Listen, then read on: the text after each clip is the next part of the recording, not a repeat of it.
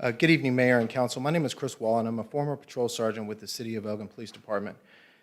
Over the past several months, there's been speculation on what goes on behind closed doors at the police department. There's a lot of he said, she said, and tons of rumors and social media posts. I'd like to offer you my personal experiences on what I've observed and been involved in. Of course, I can't cover everything in 3 minutes, so I'm going to be here over the next several months to give you an insight of what is actually taking place.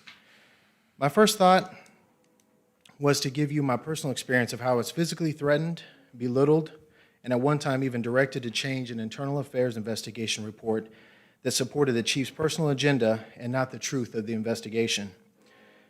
However, I'd like to take this time to speak about something more important than me.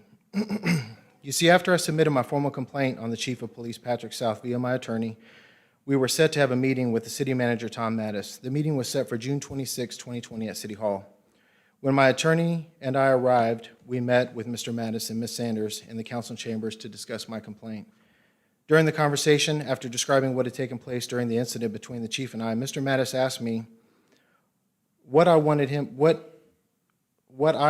to do with the chief in reference to making this right. He asked, "Do you want me to just fire the chief? Is that what you're after?" I replied, "No, I don't think you need to fire the chief. I think he needs help." I then went on to explain the signs of distress that I have noticed the Chief South had been displaying over the past year. I explained the gradual outward tantrums and displays of anger that he has shown were getting to be more frequent. I also explained that the bullying from him was not limited to just the police department and that I was aware of bullying incident between him and the HR director, Ms. Sanders.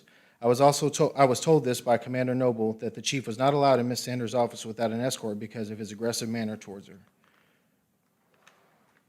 I advised Mr. Mattis that Chief South possibly needed some psychological help as he has not been the same since the passing of his wife.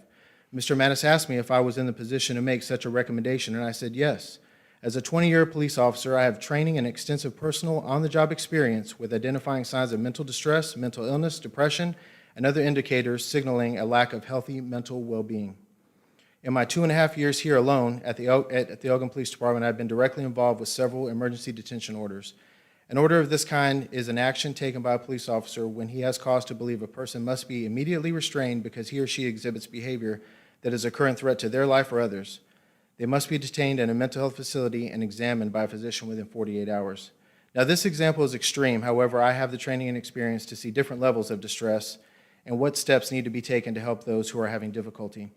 Some signs of distress that I have personally seen from Chief South are gradual aggression behavior and posture towards employees, overreacting to minor inconveniences, blaming others for his mistakes, coming in late for work or not coming in at all, noticeable trembling in his hands that he did not have before, and forgetting details and incidents and lying to cover up inconsistent behavior as seen on one of my videos. Chris, that's 3 minutes, but I'll give you 30 more seconds. I appreciate it. I'm almost done.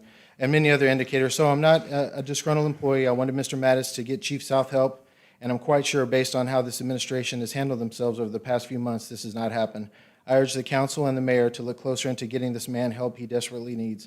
If you need any further information, I'd be more than happy to speak with anyone here, and I left my contact information at the bottom. Thank you.